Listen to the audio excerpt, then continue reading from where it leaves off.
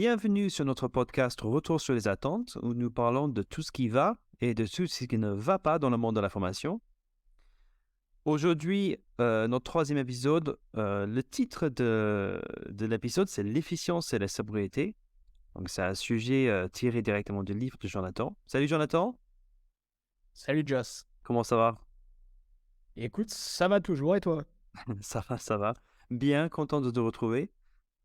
Comme d'habitude, avant d'aller au cœur du sujet, on va parler de ton coup de gueule. Voilà, est-ce qu'il y a quelque chose qui t'a un peu énervé ces derniers jours dans l'information avant d'arriver à notre épisode?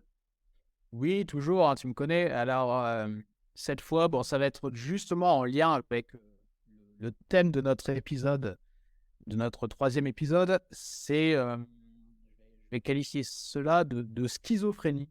Sur Schizophrénie, d'accord. oui, oui, oui, carrément. Alors, c'est quelque chose que je remarque souvent. Alors, je ne porte pas de jugement, hein. Je me dis, tiens, c'est peut-être que justement, ces personnes ne font pas forcément le lien entre leurs posts, entre leurs articles, leurs contributions, leurs réactions, etc. Ouais. On voit beaucoup de personnes qui, tantôt, voilà, vont rédiger un post sur, alors, dans notre domaine, hein, tout ce qui a trait à la formation, mais pour dire, ah, c'est génial, les technologies se développent à vitesse grand V, on est dans le métavers, la réalité virtuelle, etc., etc. On va faire ça, bientôt, on va pouvoir se former non-stop avec la 5G, etc., etc. Ok, donc il y a tout un volet, on va dire, euh, je vais quasiment dire, voilà, de gaga technologique, hein, voilà, on est vraiment parfois dans le gadget ou parfois un peu dans la révolution technologique, on va parler de ChatGPT, etc. Donc, voilà, on adore la technologie. Et dans un autre poste, ces mêmes personnes vont finalement se morfondre sur l'état du monde, sur la destruction de l'environnement, vont parler de réchauffement climatique, etc., mais sans faire de lien entre les deux. Hmm. Donc, alors je ne dis pas que la technologie est seule responsable du sale état de notre monde, et je le dis en rigolant, mais ça n'est absolument pas drôle.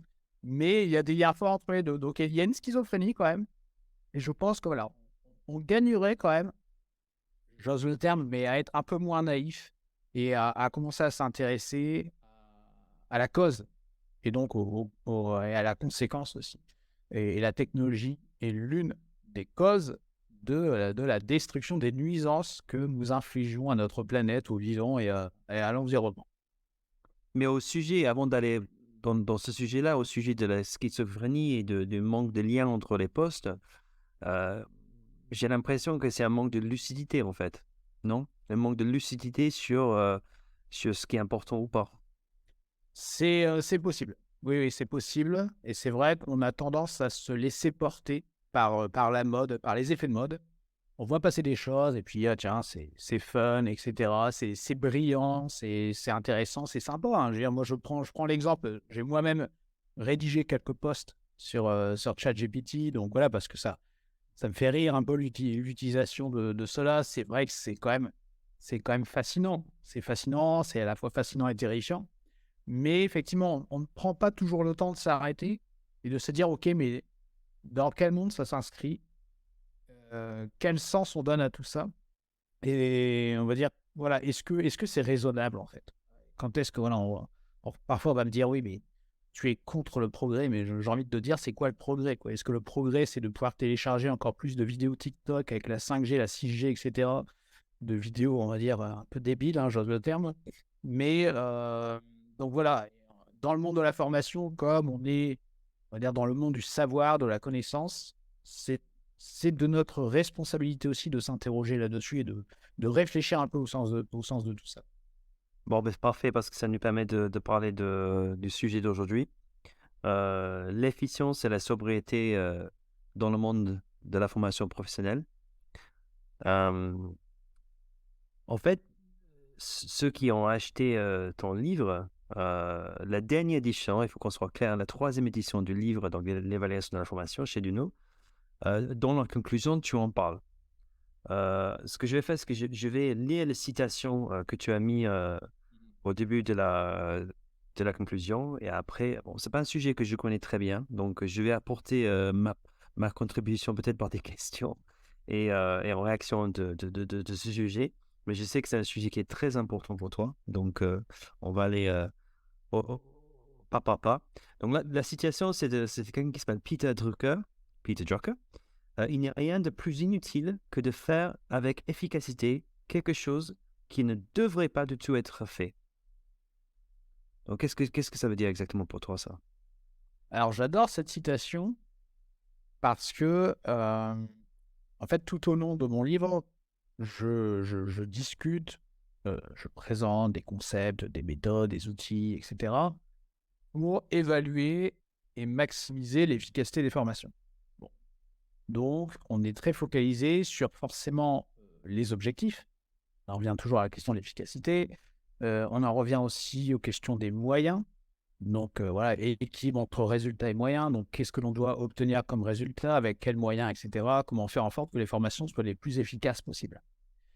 Mais là, avec cette conclusion, j'ai souhaité mettre en avant le fait que avoir des formations efficaces, c'est bien, mais peut-être qu'il faudrait réinterroger le sens de ces formations.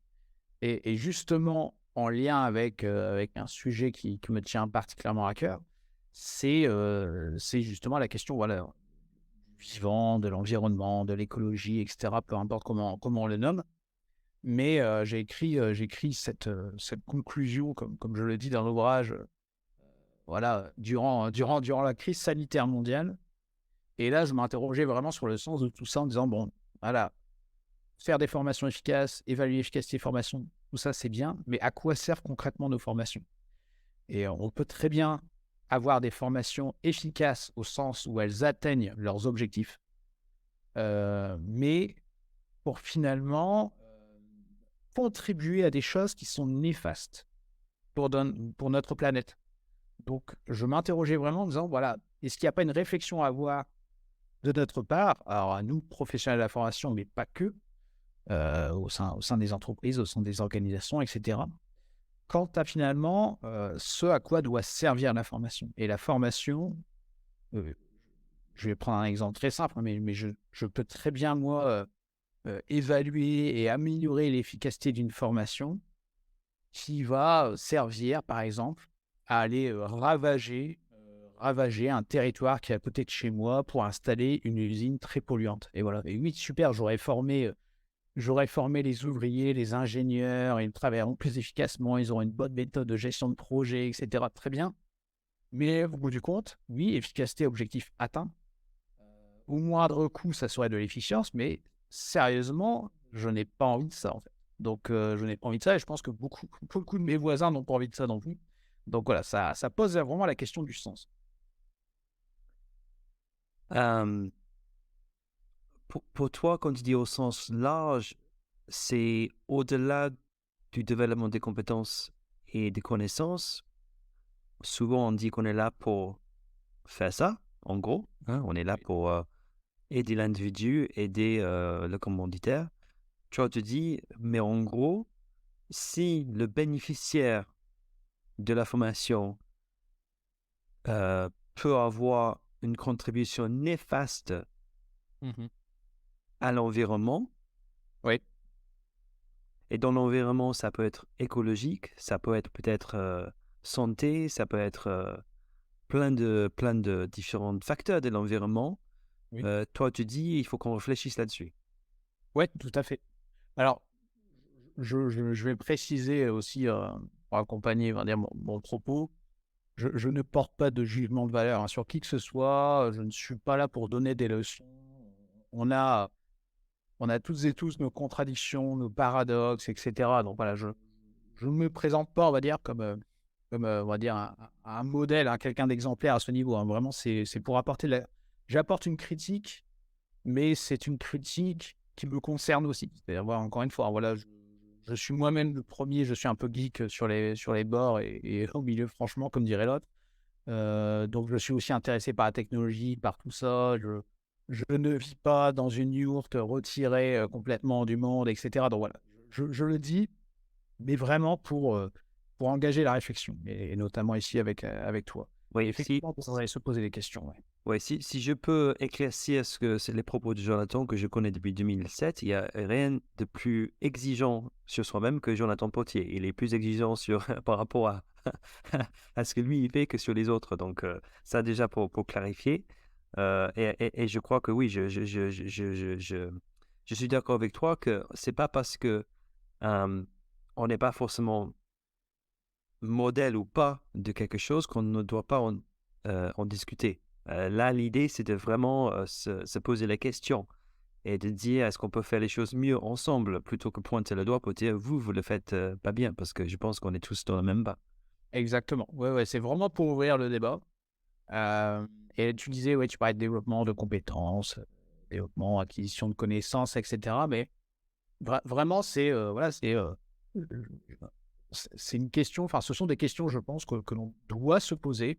Et ça peut aller jusqu'à, voilà, et là, on parle souvent de courage managérial, mais là, il est aussi question de courage, mais ça peut nous amener à refuser de travailler pour des clients sur des missions et cetera où, finalement, on se dit: «Non mais en faisant ça, est-ce que» voilà, j'ose le dire, mais est-ce que je vais savoir me regarder dans la glace? Tout simplement.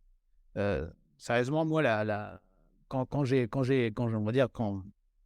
je vais pas dire quand j'ai découvert, mais en tout cas quand j'ai pris conscience de l'état du monde, c'était en 2017, je m'en souviens encore comme si c'était hier. Voilà, merci, s'il écoute ce podcast, merci Vincent Mignereau et vous pourrez retrouver son interview chez Thinkerview sur YouTube. C'est, voilà, enfin, pendant 4 jours, j'en ai pas dormi, hein. Je veux dire, clairement, en me disant: «Mais dans quel monde on est en train de nous laisser déjà à nous, hein, génération présente et aux générations futures, à nos enfants?»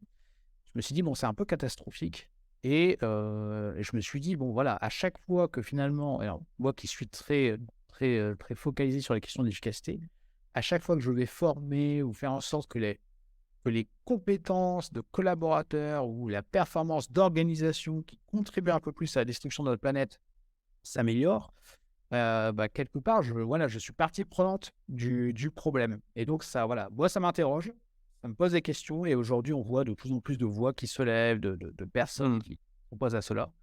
Donc je me dis à la formation, on doit aussi avoir cette réflexion. Bon, on parle de la responsabilité éthique, donc des choix qu'on fait. Donc, il y a le choix de pouvoir travailler ou pas avec un commanditaire en fonction de sa mission, de sa raison d'être. Je pense qu'on a tous dans notre esprit les compagnies pétrolières, les compagnies peut-être, je sais pas, militaires, armes et tout ça. J'imagine que chacun dans son esprit il pense à quelque chose. Euh, Si on parle de la responsabilité individuelle, donc j'imagine que pour une mission, pour faire développer des compétences ou des connaissances des gens en interne, c'est une chose. Je te le pose la question tout franchement. Imagine que une organisation pétrolière vient te voir pour te demander que tu puisses faire du consulting avec pour améliorer leur offre. Est-ce que toi, tu vois, tu peux peut-être contribuer à faire un changement chez eux personnellement? Oui. Est-ce que ça, c'est quelque chose, tu vois, jusqu'à quel point, en fait, on dit oui ou non? Pour toi, hein, je parle. Ouais, ouais, tout à fait. Alors oui, effectivement, tu fais bien de le préciser, donc ma réponse n'engage que moi. Mmh. Ah oui, bien sûr. Je serais très Alors déjà, je pense que j'aurais une très grande discussion avec le client. C'est-à-dire, je ne cacherai rien. Heu, D'accord. je ne cacherai rien quant à ce que je pense, quant à mes valeurs et cetera et je serai très clair. C'est-à-dire: «OK, mais je ne vais pas travestir, mon discours. Voilà, pourquoi pas améliorer les choses et cetera, mais j'en profiterai, pour faire passer, comme disait un de mes anciens collègues, quelques disquettes au sens quelques messages». Et voilà, mais je serai très clair avec le client. C'est-à-dire que voilà, au même titre que je ne discute pas mes tarifs, we don't discount, hein, comme disent, nos amis, Kirkpatrick. Mmh. Voilà, nous ne discutons pas des tarifs. Je ne discute pas, je ne transige pas sur les valeurs et donc je pense que le client À moins que, par exemple, le client responsable formation soit d'accord avec moi et dise oui, oui, ça peut être bien de faire passer quelques messages. S'il n'est pas d'accord avec moi, il ne travaillera pas avec moi, tout simplement. Parce qu'il dira non, non, mais vous venez pas chez nous faire votre révolutionnaire à 2 francs, etc. Donc, je pense que voilà, on mettrait assez vite fin à la collaboration. Donc, moi, je suis complètement à l'aise avec ça. C'est-à-dire que, encore une fois, voilà, j'ai 2 enfants. L'argent pour moi n'est pas un sujet. Je n'ai pas d'attrait, voilà, pas d'attrait particulier pour l'argent. Je ne suis pas obsédé par ça, donc je n'ai aucun souci à refuser un client, pour de multiples raisons. Mais voilà, le client qui ne veut pas payer, le client qui est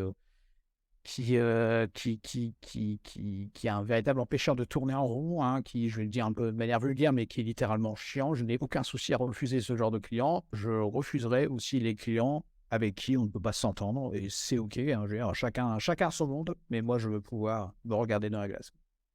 Alors là, on est on est dans l'interprétation personnelle de ce qu'apporte, contribue pas l'organisation à ce monde, hein. Donc Oui, c'est ton interprétation à toi, c'est tes valeurs à toi. OK? oui, Si le responsable formation dit, mais monsieur Potier, nous au niveau RSE, responsabilité des sociétés environnement, c'est ça? Environnemental, oui. RSE? Oui. Oui, c'est responsabilité sociale, environnementale ou Nous, sociétale. Nous, monsieur Potier, on est exemplaire, on a tout mis en place, on contribue, on met un pourcentage de nos profits au service d'eux. Donc, tu vois ce que je veux dire? S'il y a le discours qui fait qu'est-ce que ton après, comment tu réagis par rapport à ça? Ah, j'ai envie de dire, il est mal barré avec moi, hein, parce que je me suis un peu renseigné sur le sujet. Genre, j'écoutais hier une conférence d'Aurélien Barraud, un astrophysicien voilà, qui porte des messages quand même assez, on va dire assez punchy, hein, sur la question du vivant. Et il disait lui-même que la moitié des arbres qui étaient replantés pour soi-disant compenser les émissions carbone des entreprises. Donc, voilà, on connaît des grandes entreprises qui affirment désormais nous sommes neutres en émissions de CO2, émissions de Oui. carbone, etc., parce qu'on replante des arbres. Ouais, ben, la réalité, c'est que la moitié des arbres sont morts.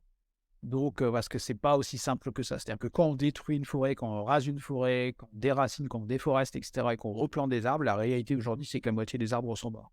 Donc, on peut me dire qu'on a replanté X arbres. On va dire, ouais, mais bon, c'est pas. Voilà, une fois que vous avez cassé les œufs, vous n'arrivez plus à les reconstituer, hein. Donc, voilà, c'est la même chose pour le vivant. Donc, je serai très critique et très honnêtement, vu qu'on est entre nous et qu'il n'y a personne d'autre qui nous écoute, c'est une blague. Tu me On est répètes tout ça. seul.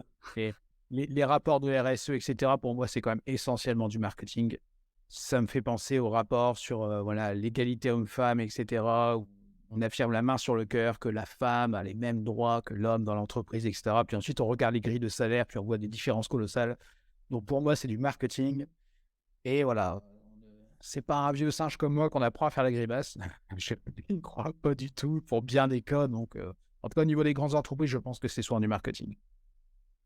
OK. Hem, c'est clair, ça a le mérite d'être clair, hein, et j'ai encore une fois, c'est chacun il le prend comme il veut. Nous, on est là pour un peu pousser le débat par rapport à ça. Moi aussi, j'ai été confronté, hein, à faire des études de marché, pour faire des accompagnements, les formations aussi. Chacun il interprète ce qui est important pour lui, et comme disait Jonathan, l'argent, c'est pas important pour lui, donc c'est les choix qu'il fait, c'est en dehors de ça, mais peut-être l'argent pour quelqu'un d'autre, c'est important, tellement important actuellement, surtout dans une période d'inflation, que ça peut changer les choix, et on le comprend. Mais maintenant, au sens large, c'est aussi important, je pense, de réfléchir par rapport à ça. C'est très philosophique ce qu'elle est en train de dire, mais heu, côté éthique aussi, je pense qu'on va parler des moyens après. Et dans la préparation de cet épisode, on a aussi parlé des bénéficiaires. Donc Ouais. si on forme des gens à quelque chose qui peut par la suite contribuer au sens large, tu sais, au niveau du sujet, si tu vois, si quelqu'un même est formé, il quitte l'entreprise, il crée sa société, tu vois, et en fait, on ne sait pas ce que peut en faire le bénéficiaire, l'individuel, le participant avec ce qui, tu vois. Est-ce que c'est aussi une question de choix de sujet, peut-être aussi, de thématique de la formation? Oui, c'est très juste. Tu as tout à fait raison. Et c'est vrai que voilà, j'aime bien l'expression, hein, il faut il faut planter la graine du doute. C'est-à-dire qu'aujourd'hui, voilà, des gens qui sont, hermétiques, très fermés sur ces sujets ou qui ne sont pas convaincus et cetera, ça peut évoluer et effectivement, quel que soit, on va dire sur différents thèmes de formation, on peut former quelqu'un qui aujourd'hui dans une entreprise ne peut pas, mettre en application et généralement, voilà, on le voit, hein, avec les phénomènes de démission réelle ou silencieuse, hein, comme on dit aujourd'hui, c'est on a quand même pas mal de personnes qui quittent leur entreprise parce qu'elles n'y trouvent plus de sens, parce qu'elles veulent se reconvertir, parce qu'elles veulent changer de métier, et cetera. Donc, rien n'est perdu quelque part, hein. Rien ne se perd, rien ne se crée, tout se transforme, comme dirait l'autre. Mais donc oui, c'est possible, en tout cas, qu'il y ait des effets derrière. Et c'est pour ça que voilà, c'est pour ça qu'aujourd'hui d'ailleurs on discute de ce sujet, hein. Je sais qu'il y a des personnes qui n'apprécieront pas, peut-être aujourd'hui, peut-être voilà dans les jours qui suivent après la publication du podcast, mais peut-être qu'elles y reviendront par la suite, et cetera. Donc, faut jamais dire jamais.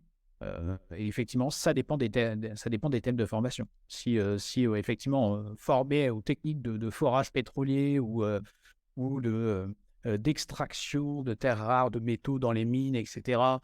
Là, je vois pas du tout comment derrière on peut en tirer des choses ultra positives.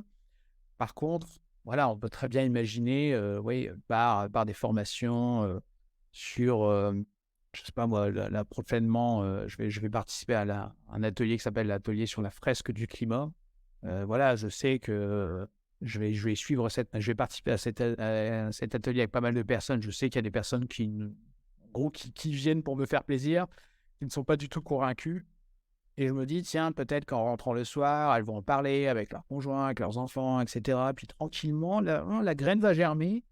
Puis elles vont se rendre compte qu'elles vont faire des liens avec des choses qui se passent, avec le fait qu'on parle de raréfaction des ressources, de sécheresse, d'inondation, de perte de la biodiversité, et cetera, et cetera.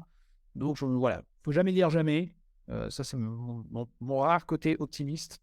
Euh, tu as raison, il faut y croire un minimum. Oui, chez Patrick, on a dans l'approche, il y a une partie, dans la certification, on parle des bénéfices intangibles. Oui. On ne sait jamais à la fin d'une formation, ce qu'on pourrait en tirer, sans que la formation soit faite, en fait. C'est-à-dire qu'on peut tout planifier, préparer, et cetera, mais à la fin, bon, faisons une liste, en fait, des résultats auxquels, on n'aurait pas, on n'aurait pas dit, on n'aurait pas, réfléchi au début. Exactement. Personne ne peut prédire à l'avenir. On peut établir des plans, on peut se fixer des objectifs, on va dire, s'engager, voilà. On peut fixer un cap. Mais la réalité, oui, c'est que personne n'a de boule de cristal, donc on ne sait jamais exactement ce qui va se passer derrière. C'est bien d'avoir ça en tête. Donc, on a parlé du sens, hein, on a parlé du sens par rapport à, même si c'est efficace, même si ça développe des connaissances, des compétences ou pas, quelle est la contribution? On a parlé du sujet, c'est-à-dire que est-ce que le sujet en lui-même peut contribuer, ou au contraire, être néfaste aussi, hein, puisque je pense que oui, il faut effectivement les organismes de formation, les formateurs qui sont dans un sujet très responsable entre guillemets pour l'environnement, pour la santé, etc., bah, ils vont peut-être faire moins de soucis, hein, que ceux qui sont dans un but lucratif corporate et voient très focalisés sur certains secteurs d'activité néfastes aussi. Maintenant, si on parle de l'efficience, si on parle des moyens, hein, parce que ça aussi, c'est dans la conclusion, on avait parlé de sobriété, donc là, on parle maintenant de l'efficience et les moyens de la formation. Parce qu'on peut aussi dire, bon, maintenant, je fais toutes mes formations à distance, Jonathan. Je ne me déplace plus. Il y a plus de, tu vois, de transport, il y a beaucoup moins de consommation. Donc, effectivement, moi aussi, je contribue maintenant que avec la Covid, j'ai digitalisé, j'ai modifié, je fais plus de papier, j'imprime plus. Tout est envoyé tu vois, tout est envoyé en PDF. Donc, ben voilà, moi, je pense que je contribue. Qu'est-ce que tu dirais à ces gens-là? Alors, je dirais que c'est plus compliqué que cela. Mince. Alors, il y a tellement de sujets. Une réflexion que j'entends encore souvent, c'est non, non, mais attends, n'utilise pas le paperboard. On va faire ça sur l'écran, mais on va laisser l'écran allumé pendant 3 heures. C'est voilà. Mais très juste. sauf que la réalité, c'est que, oui, ça consomme de l'énergie, donc toute consommation d'énergie, hein, quelle qu'elle soit, finit par polluer au final, hein. Je veux dire même sur des sources, prétendument, on va dire neutres en carbone, voilà, l'uranium ne pousse pas dans les champs, les centrales nucléaires ne poussent pas dans les champs, donc oui, c'est plus ou moins polluant, plus ou moins émetteur, voilà, de carbone et cetera. Très bien, mais au final, rien n'est jamais neutre. Donc il y a ce sujet. Voilà, les écrans, l'envoi d'emails, la connexion, alors, c'est pas anodin. Alors, en fait, quand je dis que tout est c'est compliqué, c'est que, heu, toutes les pratiques ne se valent pas. C'est-à-dire que c'est certain que si on te dit, voilà, tu vas animer, une classe virtuelle, sur Zoom, plutôt que de prendre l'avion pour aller aux Caraïbes, faire, une formation en présentiel, oui, il y a des ch il y a de fortes chances que ça soit plus rentable écologiquement parlant pour toi et même économiquement parlant de le faire à distance. Par contre, on voit et on pourra mettre les références d'ailleurs, sur la page de cet épisode, on voit de plus en plus des on va dire des solutions en ligne, des logiciels, des outils d'analyse qui permettent de quantifier un peu, heu, alors par exemple, hein, je ne veux pas tout ramener au CO2 à chaque fois, mais par exemple les émissions de CO2 pour les différents outils de classe virtuelle et cetera. Donc ça, c'est intéressant. C'est-à-dire qu'aujourd'hui, on doit aussi tenir compte de cela. Il n'y a pas que heu, le coût au sens économique, du terme, mais il y a le coût environnemental, le coût écologique et on doit aussi pouvoir se poser ces questions-là parce que, sinon, oui, demain, on pourrait se dire, j'imagine qu'avec la démocratisation des casques de réalité virtuelle et cetera, voilà, quand le délire des métavers, si on va jusque-là, se développe et émerge un peu partout, ah bah, s'il faut équiper tout le monde avec un casque de réalité virtuelle, ça va être une catastrophe écologique sans nom. Donc là, on n'a pas fini d'aller creuser le sol pour en extraire les métaux, les terres rares et cetera qui permettront de produire ces casques. Donc on doit aussi avoir une question à ce niveau et aujourd'hui, pas plus tard que ce matin, moi, j'ai encore appris tout un tas de choses très intéressantes avec on va dire un outil pédagogique, heu, le plus sobre du monde qui s'appelle le livre. Alors c'est pas très funky, c'est pas très, web 3 et tout ce que l'on veut, mais voilà, il faut aussi intégrer cela dans son équation. Encore une fois, je ne veux pas, caricaturer en disant: «Non, non, mais, le numérique, tout est bon à jeter». Non, c'est pas vrai, en fait, ça dépend. Ça dépend, mais par contre, on doit intégrer ça dans notre analyse de rentabilité environnementale, on va dire ça comme ça, rentabilité énergétique notamment et de se dire: «Tiens, dans quel cas ça vaut le coup de faire du distanciel, dans quel cas ça vaut le coup de faire du présentiel» et cetera, d'avoir une espèce de coût complet, énergétique, coût complet carbone, pour prendre des décisions. En fait, si je résume, tu dis que c'est pas parce qu'on fait du digital qu'on ne dépense pas de l'énergie et que justement, il y a des outils qui existent qui permettent de calculer, quelle est la contribution énergétique ou consommation plutôt énergétique d'une formation qu'on va déployer et ça doit faire partie de nos calculs. Ouais, tout à fait. En tout cas, de plus en plus et je pense que ça va même être, je on le voit, hein, aujourd'hui, tu réserves un train en ligne et cetera, on va te dire: «Tiens, avec ce trajet, vous allez émettre, autant de CO2 et cetera». Je ne serais pas étonné qu'à l'avenir, alors, que les entreprises qui, mettent en œuvre des stratégies en termes de RSE, un peu plus volontaristes que la moyenne, exigent, par exemple, dans leurs appels d'offres, dans leur cahier des charges et cetera, des éléments de ce type et en leur disant: «Bah, voilà, est-ce que, voilà, au même titre que les personnes qui viennent installer des chaudières sont, je crois que c'est RGE, artisans RGE, enfin bref, voilà, ils ont des labels, éco et cetera et qu'on attend ça aussi des prestataires et y compris des prestataires de formation, d'avoir une réflexion, là-dessus, quoi. Tu penses que, l'État va imposer ça, chez Calliope, par exemple, plutôt que ce soit une contribution, personnelle, éthique, individuelle d'un formateur ou d'un gérant d'organisme? Est-ce que tu penses qu'il y a un débat à faire sur un critère de, hem, en fait, je sais pas Calliope en tête, mais on vient de nous, on a fait, Oui. Calliope. Est-ce qu'il y a je sais qu'il y a la veille pédagogique, les réglementaires mais je pense pas il y a un critère sur le veille, Non, environnementale, hein, ou RSE, non?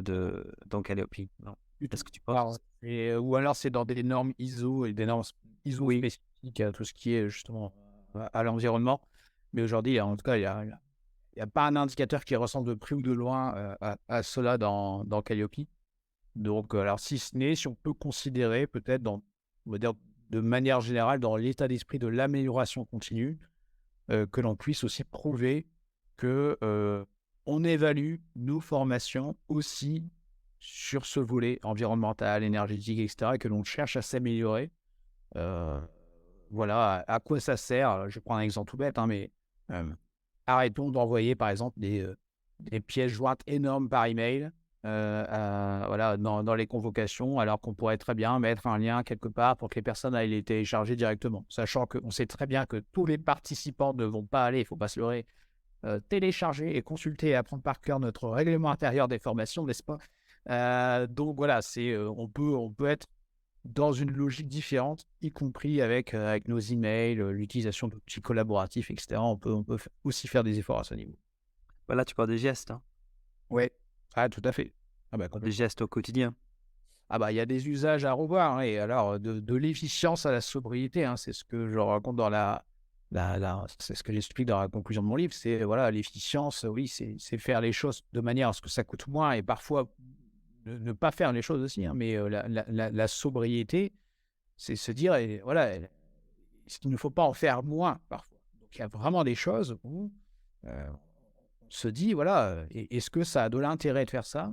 Est-ce que ça a l'intérêt de faire même dans la construction pédagogique, hein, est-ce que ça a du sens de demander, à suivre des modules e-learning en amont d'une formation si, les gens savent très bien que si on sait très bien qu'ils ne vont pas aller les suivre, d'avoir des classes virtuelles de suivi si on sait très bien qu'elles n'ont pas d'utilité.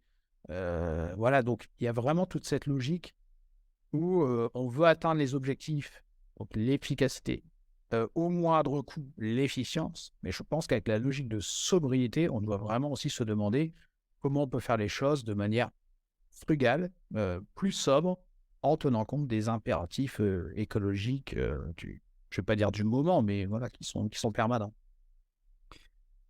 Alors, il y a 2 choses qui viennent dans mon esprit. La première chose, c'est par rapport à James Clear qui voilà, quand on parle des gestes, on parle des habitudes et comment on crée des habitudes, comment on crée les habitudes dans notre tête.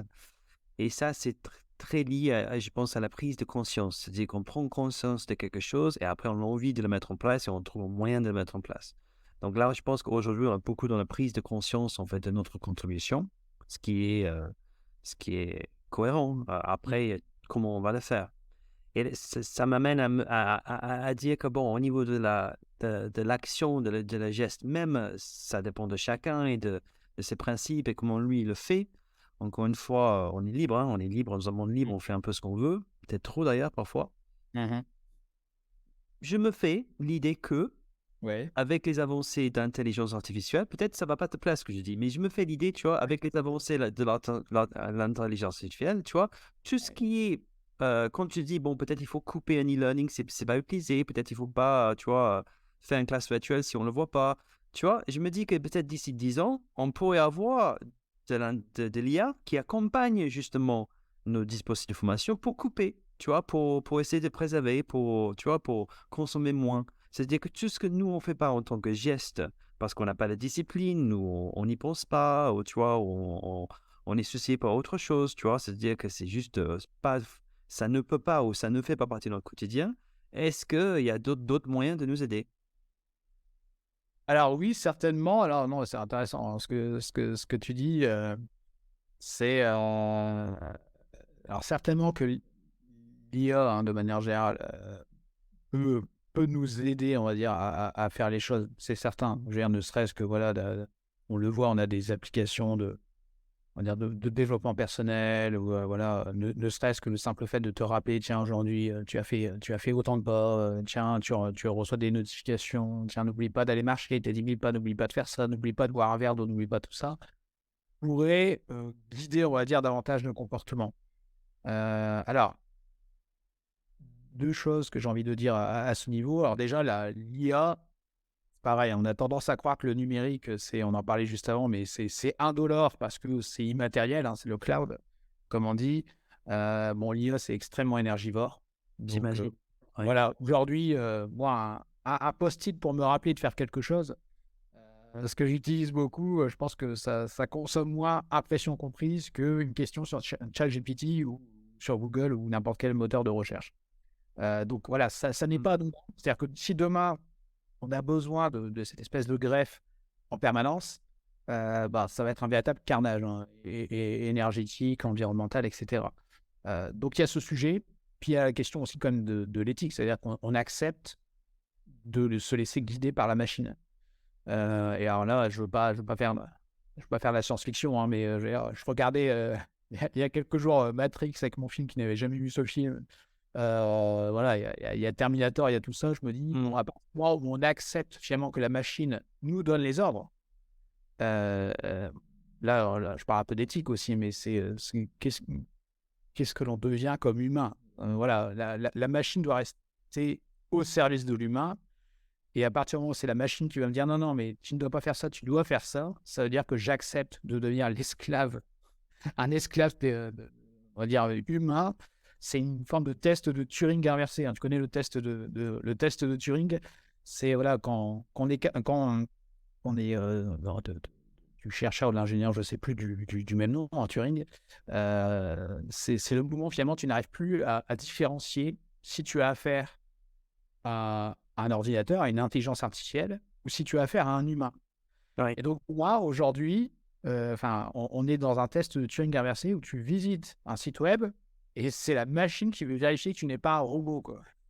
Ah, c'est l'inverse. Avec les captcha et cetera. Ouais. Mais on dit: «Tiens, demain, voilà, pourquoi pas, voilà, tiens, aujourd'hui, ce soir, j'ai envie de me détendre, j'ai envie de regarder un film». Et puis l'IA dirait: «Non, non, non, non, non, non, non, non, non, non, là, tu es en surpoids, là, tu pris du poids ce week-end, tu as un peu abusé, et cetera. Il faut que tu ailles marcher, il faut que tu ailles courir, donc tu ne regardes pas ton film». «Ah OK, bon, bah, désolé maître machine, je veux aller marcher». Donc voilà, donc ça, c'est voilà, j'extrapole un peu, mais ça peut être terrifiant quand même. Donc utile, mais attention à ne pas perdre le contrôle. Et quand je vois que des ingénieurs de Google, parfois, ne comprennent plus exactement, ce Oui, de faire les intelligences oui. artificielles qui inventent leur Ouais. propre langage, et cetera, je me dis: Ouais. Ouais. Ouais. C'est comme le physique quantum, parfois il y a des choses qu'on comprend pas. Qu'on comprend vraiment pas. Bon, je vais conclure en lisant la conclusion de la conclusion de ton livre. Peut-être tu vas faire un commentaire là-dessus aussi parce qu'on ne peut pas être, bon, c'est quand même assez dur, hein, mais je pense que parfois on a besoin de le dire. Et c'est vrai que en tant qu'observateur des fans de Jonathan et son livre, c'est vrai que je pense que c'est super que vous l'avez acheté le livre, c'est super que vous mettez en pratique les conseils, mais c'est vrai que dans cette troisième édition, attention aussi. Donc je lis les conclusions de la conclusion. Alors après, Jonathan, peut-être tu peux compléter. Sur une planète dévastée, plus personne ne se souciera de l'efficacité de nos formations. Alors soyons exemplaires pour les générations présentes et à venir, pour nos enfants, en leur montrant que nous avons pris conscience de l'urgence de la situation. Faisons de la sobriété une priorité partout où cela est possible, y compris dans la formation. Alors c'est vraiment voilà, alors encore une fois, moi et ça fait, presque 20 ans que je travaille sur l'efficacité des formations et souvent on me parle d'efficience. Alors OK, très bien, donc l'efficience, on fait mieux les choses, hein, ça coûte moins cher. Et là, ouais, j'invite vraiment à cette réflexion sur la sobriété, hein, donc pour en faire moins. Et voilà, mon gros sujet, c'est vraiment on a commencé ce podcast en parlant du sens et aujourd'hui, c'est vraiment d'avoir un regard critique sur tout ça. C'est-à-dire que je ne vais pas me faire des amis une fois de plus en disant ça, mais je prends un exemple. Quel est aujourd'hui l'apport, la valeur ajoutée réelle, heu, en termes de consommation énergétique, en termes de renouvellement du matériel sur tout le territoire, par exemple de la 5G par rapport à la 4G? Alors là, franchement, alors parfois on va me dire: «Oui, mais la 5G va permettre à quelqu'un de se faire opérer à l'autre bout du monde, en plein désert, et cetera». Non mais sérieusement, vous croyez qu'on opère les gens comme ça? Et vous croyez que la 5G va aider à cela? Enfin non. Ça, c'est vraiment des arguments, on va dire, de comptoir, on va dire. Donc, se poser la question du sens. C'est quoi le progrès? Qu'est-ce qu'on attend? En quoi ça va nous aider de toujours rajouter des couches technologiques? Est-ce que les gens sont plus heureux? Sérieusement. Tout à l'heure, je parlais du rapport à l'argent. Alors, je ne veux pas que les gens s'imaginent que je suis rentier et riche à millions, etc. C'est pas du tout le cas. C'est juste que voilà, j'ai un certain détachement par rapport à l'argent, hein. J'adopte un mode de vie le plus minimaliste possible, hein. Depuis que j'ai découvert le courant du minimalisme, j'ai mis des mots sur des pratiques et j'en suis beaucoup plus heureux. Mais voilà, de manière générale, en tant qu'individu et en tant que professionnel de la formation, mettre du sens, poser la question et ne pas se laisser embarquer, c'est-à-dire dans cette espèce de mauvais flot de, de courant, d'effet de mode où finalement, oui, plus de technologie, c'est forcément bon. Plus, c'est forcément mieux. Plus de formation, plus de technologie, plus de tout. Alors qu'au final, on n'a jamais autant, en France, si on prend cet exemple, consommé d'antidépresseurs. Donc, je pense qu'on peut on peut faire du lien entre tout ça. C'est-à-dire que on doit, en tant qu'individu, se poser des questions. On doit aussi repenser notre manière de faire de la formation, donner du sens davantage à ce que l'on fait, intégrer cela dans nos dispositifs d'évaluation aussi. Le sens de la formation, pas juste l'efficacité, mais le sens. Est-ce que les personnes sortent de là, peut-être avec une autre vision et peut-être euh, une envie aussi de s'investir, de s'engager davantage sur des sujets sociétaux notamment. Donc il y a ces choses-là. Et puis voilà, savoir raison garder, quoi, parce que franchement, on a beaucoup parlé de l'environnement, mais on pourrait parler des questions de santé, sujet qui m'intéresse, comme tu le sais, hein, en particulier. Oui, Mais j'entendais encore récemment quelqu'un qui disait oui, le métavers se développe, etc. Et quelle est la différence entre je croyais un sketch des inconnus, mais la différence entre le bon et le mauvais casque de réalité virtuelle. Le bon casque, je vomis au bout d'une heure et demie. Le mauvais casque, je vomis au bout de 20 minutes. Donc ça pose un problème. quand même. Et on est en train de déployer des choses qui sont tout simplement biologiquement inacceptables. C'est-à-dire que l'humain n'a pas tant évolué que ça. Au fil des années, notre cerveau n'a pas tant évolué et on lui en met de plus en plus dans la tête de notifications, de réseaux sociaux, de technologies, etc. Au point où voilà, on peut devenir complètement fou. Donc, à la fois, on ravage le vivant, l'environnement, et j'ai envie de dire, on ravage aussi l'être humain. Donc, voilà, moi, je serais très, très vraiment. Je suis très critique, mais je serais vraiment extrêmement prudent là-dessus. Et vraiment, j'invite, voilà, s'il y avait une leçon à retenir, c'est ne pas se laisser embarquer dans les discours un peu rapides, dans les effets de mode, et interroger le sens de tout ça en se disant, OK, mais est-ce que cette formation, est-ce que cette technologie, est-ce que n'importe quoi, est-ce que ça va aider, est-ce que ça va faire du monde un endroit meilleur pour moi, pour mes enfants, pour mes proches, etc. Et alors là, je peux dire que quand vous faites passer ça au filtre de cette question, il y a beaucoup de choses en tout cas qui vont y passer, hein. Oui, je crois que le message que tu souhaites passer aussi, c'est une question d'héritage, forcément. C'est une question d'héritage quand tu parles de quelle est la trace qu'on va laisser, quel est l'effet qu'on va laisser, quel est le sens. C'est l'héritage qu'on laisse derrière. C'est à long terme, pas que à court terme pour nous, mais aussi à long terme. Oui, tout à fait. Et puis vraiment d'ouvrir les yeux sur la réalité, ne pas être dans le déni. Il y a des, je pense, hein, lorsqu'on avait parlé de ce sujet sur LinkedIn, en disant voilà, on va parler de fin du monde, hein, à moitié en rigolant, mais voilà, il y a Philippe Lacroix qui disait oui, faut aussi penser à comment la formation professionnelle va contribuer à rendre le monde meilleur, et c'est tout à fait ça, mais il faut être lucide sur l'état du monde. Voilà, moi, ça me fait, ça pourrait faire l'objet d'un autre coup de gueule, mais quand je vois des gens sur LinkedIn qui disent l'époque n'a jamais été aussi belle, on vit les meilleures années, etc., je voudrais dire waouh. Ouais, c'est vrai que c'est formidable. C'est vrai que voilà, il y a un enfant qui meurt de faim toutes les 5 secondes. On a une guerre en Europe, etc. Mais tout va bien. C'est une époque formidable parce qu'on fait des posts et des vues sur LinkedIn. Ça me fait grincer des dents quand même. Ça me fait rire jeune. Donc, mais vraiment, il faut avoir conscience de ça pour justement se dire, OK, mais qu'est-ce qu'on veut d'autre? C'est quoi? Comment on change la narration?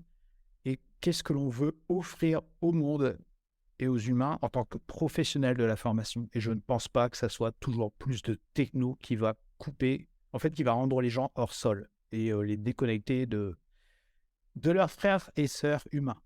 Je vais dire ça joliment. Bon, merci beaucoup, Jonathan. Je trouve que c'est un sujet passionnant, très intéressant. On va publier les liens vers l'épisode sur LinkedIn. Et je pense que c'est là qu'il faut mettre vos commentaires. Tout à fait. Répondez à nos questions. Est-ce qu'on a raison? Est-ce qu'on a tort? Est-ce qu'on a loupé des choses? Est-ce que des choses que vous souhaiterez contribuer? Est-ce que vous avez des idées pour faire évoluer le débat? On est très intéressé à voir vos réactions. Bonnes comme mauvaises. Voilà, on a un sens d'autocritique extrêmement élevé, hein, je pense, on a aussi. Donc, ça nous intéresse vraiment d'avoir votre retour. Et puis aussi, si vous avez d'autres sujets pour le podcast, mettez-les là aussi. Voilà. Merci beaucoup, Jonathan. Merci à toi, Joss. Pour la prochaine fois. À bientôt. À bientôt.